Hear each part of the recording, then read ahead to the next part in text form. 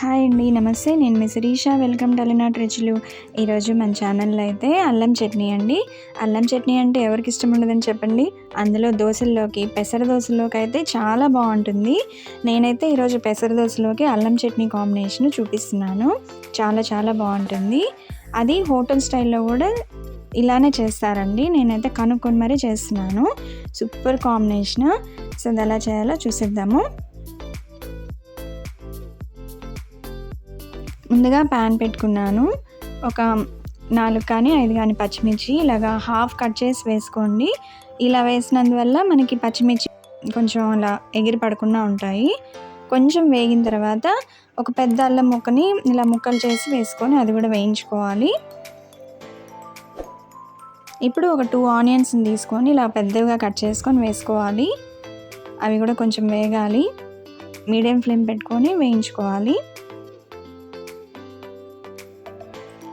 ఇప్పుడు ఒక 2 మినిట్స్ తర్వాత చూడండి కొంచెం కలర్ మారాయి కదా.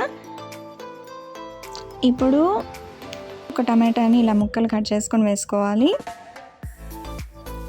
ఇవి కొంచెం బాగా మగ్గాలి. టమాటా కూడా ఒక 5 మినిట్స్ అయితే పడుతుంది. ఒక 5 మినిట్స్ తర్వాత చూద్దాము. చూడండి టమాటా కూడా మగ్గిపోయింది. ఇప్పుడు కొంచెం కొత్తిమీర, కరివేపాకు 2 వేసుకొని కలుపుకోవాలి. కరివేపాకు, కొత్తిమీర వేసిన తర్వాత జస్ట్ 1 మినిట్ ఇలా ఫ్రై అయితే సరిపోతుంది. స్టవ్ ఆఫ్ చేసేసుకోవడమే.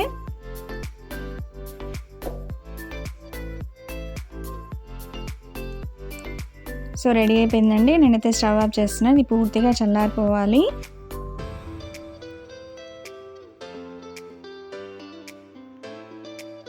అది చూడండి పూర్తిగా చల్లారిన తర్వాత మిక్సీ జార్ తీసుకొని అందులో ఇవన్నీ వేసుకొని టేస్ట్కి సరిపడా సాల్ట్, కొంచెం షుగరు. ఇందులో చింతపండు ఏం అవసరం లేదండి. టమాటా పులుపు సరిపోతుంది.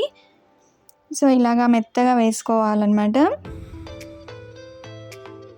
మెత్తగా వేసుకోవాలి. రెడీ అయిపోయిందండి అల్లం పచ్చడి. చాలా బాగుంటుందండి.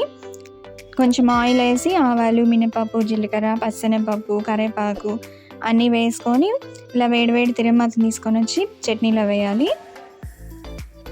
కలిపేసుకొని నేనైతే పెసర దోసలకి సర్వ్ చేస్తున్నాను. Super combination. మీరు కూడా ట్రై చేసి ఎలా వచ్చిందో కామెంట్ చేయండి. వీడియో నచ్చితే లైక్ చేయండి, షేర్ చేయండి, సబ్స్క్రైబ్ మాత్రం మర్చిపోకండి. Thank you for watching.